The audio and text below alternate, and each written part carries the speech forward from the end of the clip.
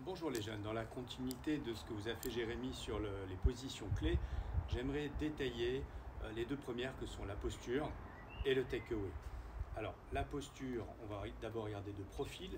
Il y a quand même l'idée d'avoir à peu près le bout des doigts juste au-dessus des rotules, ça vous donnera à peu près les bons angles par rapport à votre morphologie.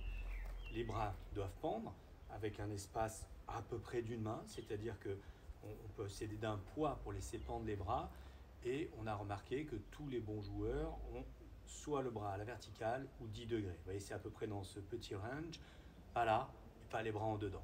Okay, donc du relâchement, les bras qui pendent. On va prendre son club là où les bras pendent naturellement, très important, ça nous donnera une distance naturelle à la balle, et il faudra que donc la balle arrive évidemment sur le milieu du club pour avoir plus facilement un centrage de balle sans avoir besoin d'aller compenser pour aller chercher la balle trop loin ou bien se relever, se retirer si elle est trop près, etc. Ou la talonner, la pointer évidemment si on a du mal à compenser. Donc cette posture, les bras qui pendent. Au niveau du dos, on évite le creux, le S, la position en S, et aussi la position en C.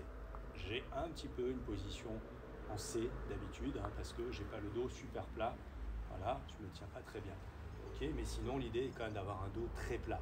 Le poids du corps, on aurait tendance à avoir pointe gauche, talon droit, pour préparer les forces rotatives, parce que vous savez qu'en haut de l'élan, il faut être pointe gauche, talon droit, très important. Donc ça donne beaucoup de stabilité dès le départ d'avoir une pression pointe gauche, une pression talon droit.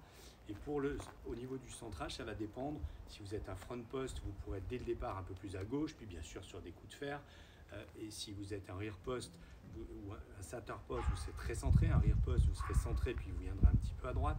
Mais au départ, on est à peu près équilibré, voire assez souvent un peu à gauche pour tout ce qui est coup de fer. Pour le bois, ça va aussi dépendre de votre tendance. Mais effectivement, on peut lire dans les livres 55% à droite pour s'aider à prendre la balle en remontant finalement dans la traversée. Donc la posture de profil, on y est. Le grip, je ne vais pas le détailler là, parce qu'à la vidéo, on ne le voit pas. Ensuite, donc, au niveau du takeaway, eh bien, l'idée est quand même d'amener ce club avec une rotation des épaules, mais le déclenchement dans une séquence cinématique naturelle se fait quand même avec la tête de club, puis les bras, puis le corps, puis les hanches en dernier.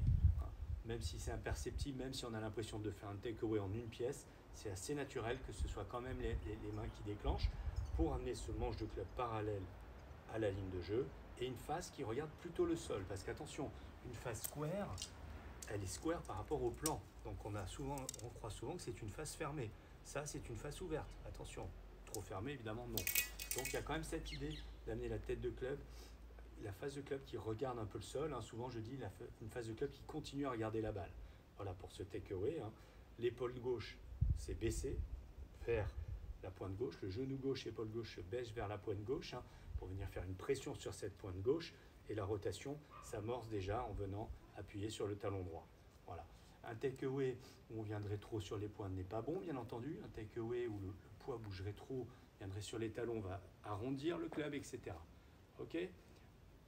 Voilà. Ensuite, on peut volontairement faire des takeaways où on va être un petit peu in front pour favoriser plutôt un chemin de club qui va couper la balle, donc un fake bien entendu, un takeaway légèrement intérieur qui va favoriser un retour intérieur-extérieur, un swing vers la droite et plutôt du draw. Voilà. Mais sinon, le takeaway neutre serait donc parallèle à la ligne de jeu.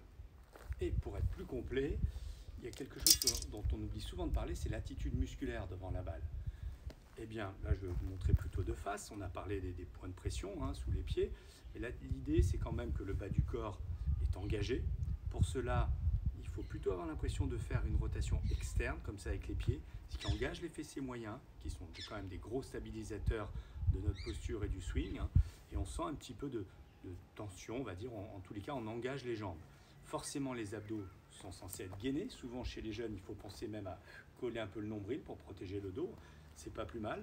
Ça permet aussi de souffler pendant le swing, donc de libérer plus d'énergie, d'avoir ce réflexe-là, et ça peut être même le déclencheur de votre swing. Aussi, on va avoir les muscles spinaux, tous les muscles de la colonne vertébrale et les stabilisateurs des omoplates pour garder une posture dynamique et ne pas s'écrouler, qui peut être mon cas d'ailleurs. Donc je ne sais pas si je le montre bien.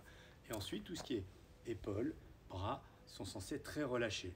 Bien sûr, les doigts tiennent, donc du coup, On pourrait aussi avoir quand même un engagement des avant-bras, puisque les doigts sont quand même censés tenir le club.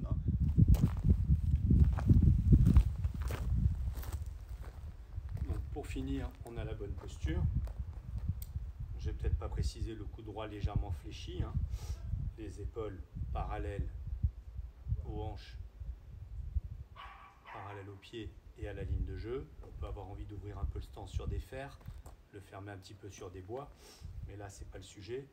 En revanche, très intéressant de lever le talon gauche, lever la pointe droite, de façon à venir dès le départ sentir cette pression bien positionnée pour les forces rotatives, de même sentir que l'épaule gauche et le genou gauche descendent vers la pointe du pied gauche, voilà, légèrement, et le club bien parallèle à cette ligne de jeu face qui regarde le sol. Voilà, ça serait le take-away standard quand même. Les bras bien allongés, plutôt l'idée de pousser comme ça vers le bas bien sûr que de plier les bras pour garder la largeur de l'arc. Voilà, amusez-vous bien.